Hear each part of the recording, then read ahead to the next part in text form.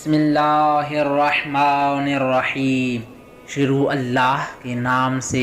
جو بڑا مہربان اور نہایت رحم والا ہے۔ میرے معزز اور محترم سامعین، السلام علیکم ورحمۃ اللہ وبرکاتہ۔ آج میں آپ کے سامنے میت کو دفن کرنے کے آداب اور احکام بیان کروں گا کہ میت کو قبر میں داخل کرنے والا شخص کون ہو، اور جب وہ میت کو داخل کرنے کے لیے قبر میں داخل ہو تو کس طرف سے قبر میں وہ اترے، اور جب وہ قبر میں اترے تو اس کی خود کی حالت کس طرح کی ہونی چاہیے، اور میت کو قبر میں کس طرح سے لیٹایا جائے، اور قبر میں مٹی کس چیز کے ذریعے سے ڈالیں اور کس طرح ڈالیں، اور قبر میں مٹی ڈالتے وقت کس چیز کا ذکر کریں، اور قبر کو زمین سے اوپر کتنی مقدار تک کیا جائے، اور قبر کے اوپر لاسٹ میں پانی ڈالیں یا نہیں ڈالیں اور کس طریقے سے ڈالیں، اور اس کے علاوہ جو بھی دفن کرنے کے احکام اور آداب ہیں وہ آپ کو میں اس ویڈیو میں مکمل بتاؤں گا۔ آپ اس ویڈیو کو مکمل ضرور دیکھیے گا۔ بسم اللہ الرحمن الرحیم۔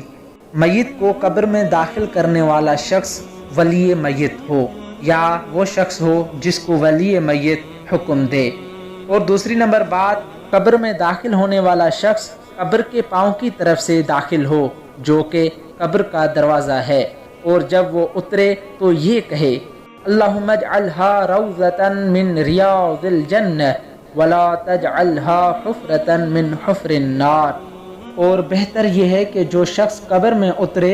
اس کا سر اور اس کے پاؤں دونوں ننگے ہونے چاہیے،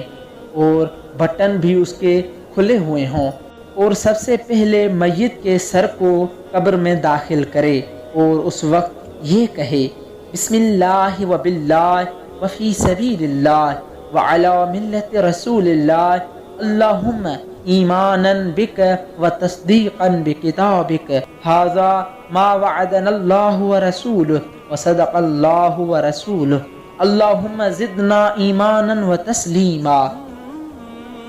پھر میت کو دائیں طرف لٹا دے اور اس کے منہ کو قبلہ کی طرف کرے، اور اس کے سر اور پاؤں کی طرف سے بند کفن کھول دے اور میت کا رخسار خاک پر رکھ دے، اور مستحب ہے کہ کچھ مقدار تربت امام حسین علیہ السلام بھی اس کے ساتھ رکھے۔ پھر اینٹیں درست کرے، اور اینٹیں درست کرنے والا شخص یہ دعا پڑھے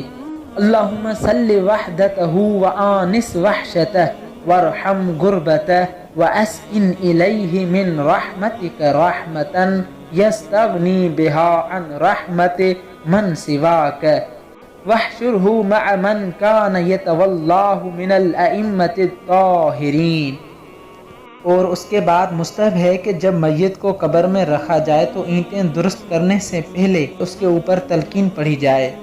اور مستحب ہے کہ وہ لوگ جو جنازہ پر حاضر ہوئے ہیں اپنے ہاتھوں کی پشت سے مٹی ڈالیں، اور مٹی ڈالتے وقت یہ کہیں انا للہ و انا الیہ راجعون، ھذا وما وعدنا اللہ ورسولہ وصدق اللہ ورسولہ، اللہم زدنا ایمانا وتسلیما۔ بس جب قبر سے باہر نکلنے کا ارادہ کرے تو قبر کی پائنتی طرف سے باہر نکلے، پھر قبر کو مٹی وغیرہ سے پر کر دے، اور 4 انگلیوں کے برابر قبر کو زمین سے بلند کیا جائے، اور قبر کی مٹی کے علاوہ مٹی نہ ڈالی جائے، اور اس کے سرہانے اینٹ یا تختی رکھی جائے۔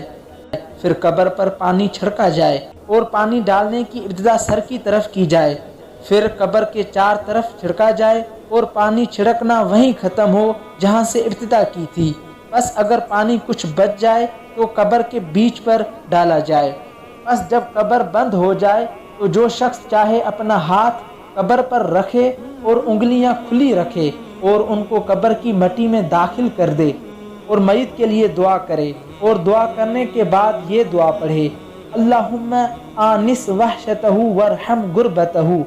واسکن روعتہ وسل وحدتہ واسکن الیہ من رحمتک رحمتا یستغنی بہا عن رحمت من سواک، واحشرہ مع من کان یتولاہ۔